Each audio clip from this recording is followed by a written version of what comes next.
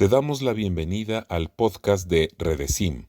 donde tendremos invitados para compartir experiencias del fabuloso mundo de la simulación en ciencias de la salud.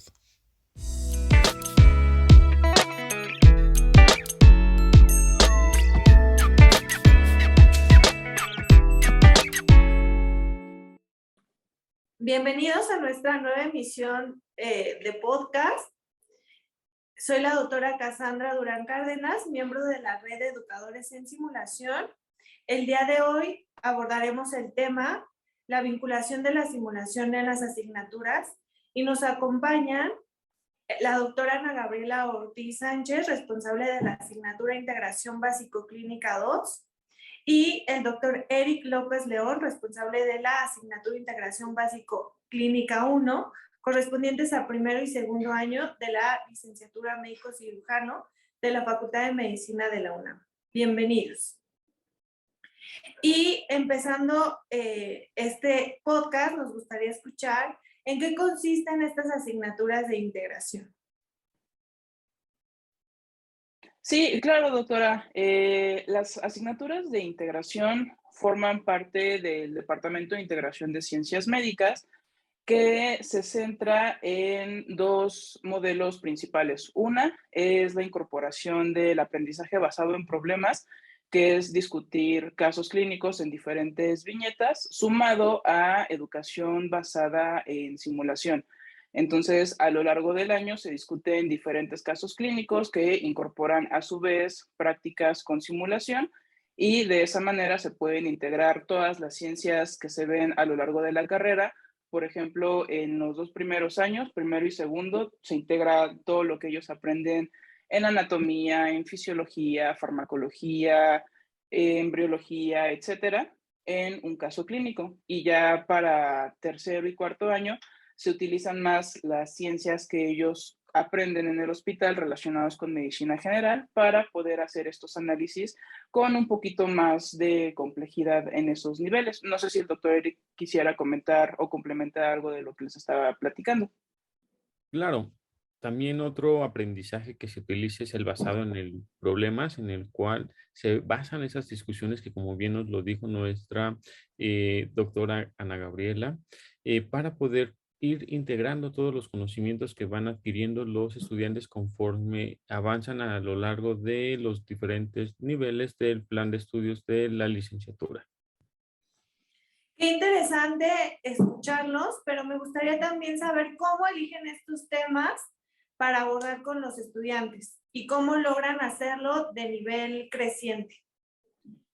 Se eligen los diferentes temas conforme es el programa académico de las diferentes asignaturas que llevan los estudiantes en ese momento para lograr esta integración entre ellas, dado que, por ejemplo, si pusiéramos un tema que se ve en una asignatura al principio, pero en otra se observa hasta el final, no tienen el suficiente conocimiento como para poder ir integrando aquellos conocimientos. Entonces, ese es uno de los puntos que tomamos en cuenta para elegir estos temas. Posteriormente, muy importante es el logro de la competencia que lo queremos que lleguen y que este va acorde, muy importante, al plan de estudios y a lo que se espera que se obtenga el estudiante, ya sea a nivel del perfil intermedio 1, perfil intermedio 2 o al egreso de la licenciatura. Gaby, no sé si nos quieras compartir otros puntos. Sí, en realidad para seleccionar los temas, además de lo que ya comentó el doctor Eric, todo va centrado principalmente a las entidades o a las enfermedades más frecuentes con las que se pueden encontrar los estudiantes durante su práctica como médicos generales. Recordemos que nuestro plan de estudios está enfocado a la licenciatura de médico cirujano y tratamos de limitar temas como muy específicos o de especialidad ya muy específico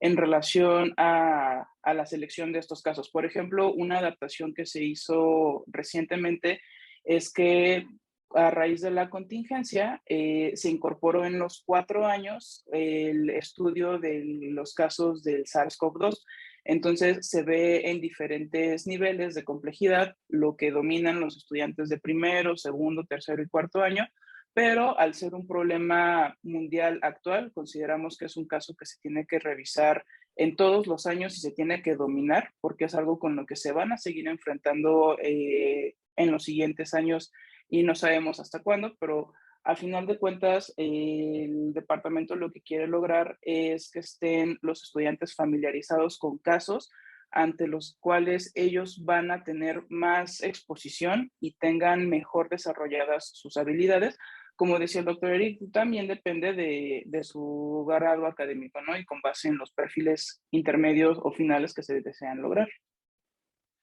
Qué interesante lo que nos comparten. Y bueno, abordando lo que tú mencionas, Gaby, ¿cómo lograron o qué retos presentaron durante esta pandemia y cómo lo abordaron?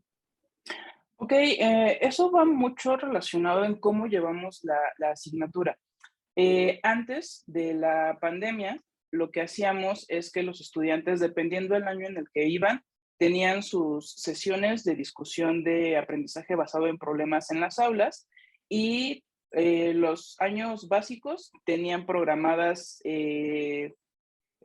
diferentes fechas del calendario sus prácticas relacionadas con el caso en el centro de simulación de la facultad, que es el SECAM. Entonces, eso hacía esta combinación de la discusión, digamos, teórica de los contenidos y luego poner en práctica alguna habilidad técnica, como medición de signos vitales, tensión arterial, exploración de fondo de ojo, de oído, para desarrollar esas habilidades técnicas en el centro de simulación. Pero cuando llega la contingencia y se detienen las clases presenciales, pues sí fue todo un cambio en la modalidad de cómo llevar la asignatura, porque de alguna manera se tuvo que pausar la parte práctica y hacer énfasis en el desarrollo de estas habilidades no técnicas, para lo cual se incorporaron las aulas virtuales, que es algo que también les puede platicar un poquito más el doctor Eric. Claro, y también muy importante fue como un gran reto antes de pasar a este punto de las aulas virtuales, fue identificar aquellos actividades con los cuales los estudiantes pudieran alcanzar las competencias establecidas en los programas académicos y con ello lograr que el objetivo de sustituir esas actividades hasta punto presenciales a un punto virtual. Para ello, se crearon estas aulas virtuales y, por ejemplo, si una de las competencias es que el estudiante lograra identificar ya sea algún ruido o alguna situación específica de alguna enfermedad, pues lo pusimos audios o pusimos imágenes en las cuales las preguntas fueran enfocadas a este punto. Otra situación fue de que esas actividades se acoplaron de acuerdo a las diferentes avance conforme iba el caso clínico para que se fuera reforzando esta parte de las sesiones teóricas y lograran la comprensión total sobre el tema. Qué interesante. Y bueno, ¿y qué beneficios han encontrado a través de la simulación? Muy buena pregunta, doctora. De hecho, dentro de los beneficios que hemos encontrado con esas actividades del aula virtual en las diferentes asignaturas en los estudiantes fue que mejora la comprensión de los conocimientos teóricos al ser actividades totalmente didácticas, además que les permite realizarlos en varias ocasiones y con ello hasta que ellos logren la comprensión de estos procedimientos o de estos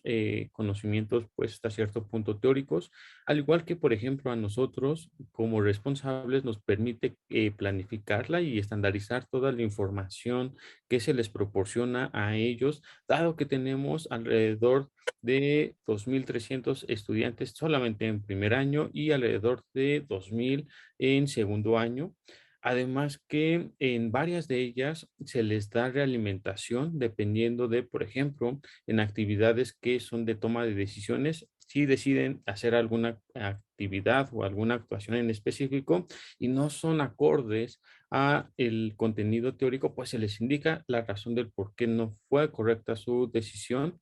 Y muy importante, estas actividades también permiten que ellos alcancen las competencias que están planteadas en los diferentes programas educativos y algo más importante, en lo que espera la facultad que ellos logren al término de estas asignaturas. Gaby, no sé si haya algún otro beneficio.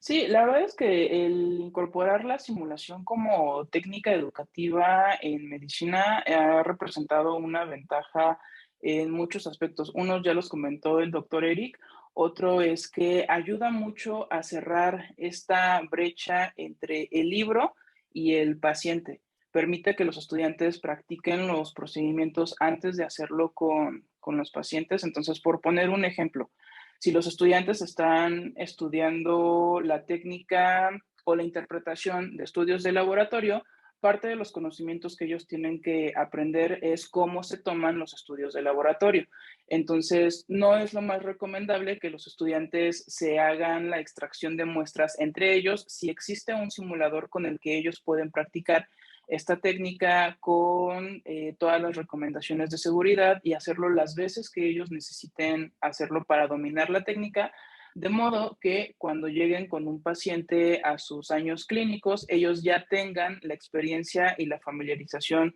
con los materiales, con la técnica, con las habilidades, digamos, de comunicación que tienen que desarrollar ellos para poder establecer una buena relación médico-paciente. Entonces, por poner un ejemplo, ya cuando están en años más avanzados, como en tercero o en cuarto, pueden hacer la práctica de habilidades un poquito más complejas o habilidades en equipo, como la reanimación cardiopulmonar, por ejemplo, que pues está demostrado por evidencia que el practicar en un simulador antes de hacerlo en un paciente que requiere de este tipo de abordajes, pues impacta positivamente sobre la calidad de atención que tienen los pacientes. Entonces, tiene muchísimas ventajas el incorporar la simulación porque favorece mucho el desarrollo de habilidades sin exponer al paciente a un riesgo y también expone al estudiante a un ambiente de seguridad psicológica donde se va a poder sentir en un ambiente seguro de aprendizaje y va a poder identificar sin ningún factor punitivo las habilidades que tiene que ir mejorando. Entonces, dentro de muchas, esas son las que considero que son más acertadas para la asignatura que nosotros desarrollamos. Qué interesante. Y escuchándolos, me gustaría saber qué elementos consideran fundamentales para insertar la simulación en un programa académico. Pues de manera inicial es romper esta brecha o esta resistencia que había previamente a la inserción de esta técnica de simulación por parte de algunos docentes, vaya, que todavía no consideraban o no entendían los beneficios de la simulación. La ventaja es que a lo largo de los años,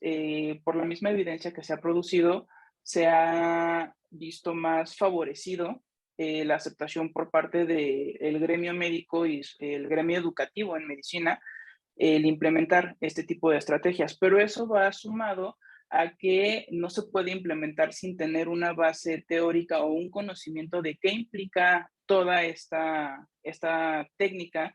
que es la simulación. No se puede ocupar sin hacer una planeación y una gestión de cómo se van a organizar todas estas actividades docentes y la capacitación también del personal docente en toda la estructura y todos los niveles y las zonas que hay en simulación. Eso por hablar de ciertos dominios, pero también uno de los elementos que se tiene que considerar es el tipo de evaluación que se va a hacer con este nuevo programa o estos nuevos programas académicos que tienen simulación incorporada, porque se tiene que considerar que no nada más es necesario hacer evaluaciones sumativas, sino también hacer evaluaciones formativas que nos vayan dando una pauta de cómo ha ido o cómo va el proceso de la enseñanza-aprendizaje con los estudiantes, y eso pues se le suma la generación de los instrumentos de evaluación que tengan una validez y todo ese tipo de procesos. No sé si el doctor Eric quiera complementar algo en relación a estos elementos. Claro, y de hecho también una vez que superamos estos puntos de el aceptar la simulación como una estrategia de aprendizaje, algo interesante, muy importante a tomar en cuenta es ponernos a pensar qué competencia o qué queremos que logren los estudiantes al término de participar en estas actividades con simulación. Y de ahí, muy importante, saber a quién va a ir dirigido. ¿Por qué? No es lo mismo o no le vamos a pedir la misma capacidad a un estudiante que va en primer año, como por ejemplo a quien va en segundo año, que tiene la responsabilidad la doctora Gabriela, o a un nivel más superior. Posterior de ello, tenemos que empezar a desarrollar estas actividades para que también vayan acorde a al contenido del programa académico de de las diferentes asignaturas, o al menos en la de integración básico-clínica o clínico-básica, y con ello lograr esa integración, porque se ha comprobado que aquel estudiante que llega a una actividad por simulación que no tiene el conocimiento teórico, va a ser muy pobre su desempeño y al contrario, va a ser perjudicial dado que se va a un poco estresar el participante, el estudiante, y con ello va a sentirse como que no está aprendiendo, no está logrando realmente el objetivo de la simulación. Entonces, muy importante es tener contemplado las competencias que queremos lograr y que definamos hacia quién va dirigido y el nivel que queremos lograr, que puede ser desde un novato o que puede llegar a ser un principiante, y llegar está muy importante el expertise.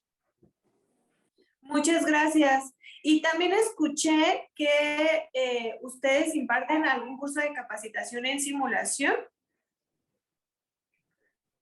Así es. De hecho, en el Departamento de Integración de Ciencias Médicas tenemos dos cursos, o al menos dos cursos, de manera periódica que se imparten a todos aquellos interesados en formarse en la simulación, que uno es el curso de formación de educadores en simulación, que dura aproximadamente unos 3 meses, y el otro es el diplomado de educación basada en simulación para las ciencias de la salud, en el cual se aborda con mayor profundidad los diferentes contenidos y aspectos de esta maravillosa estrategia de aprendizaje. Muchas gracias. Y finalmente, si nos pueden compartir ahora qué le espera a estas asignaturas con este cambio en la pandemia y ahora regreso a las actividades, ¿cómo le van a hacer o cómo le están haciendo? Sí, depende aquí el año que se esté tratando. Para las ciencias corresponden a primero y segundo, la modalidad que se va a quedar es las sesiones virtuales con ayuda del aula virtual, y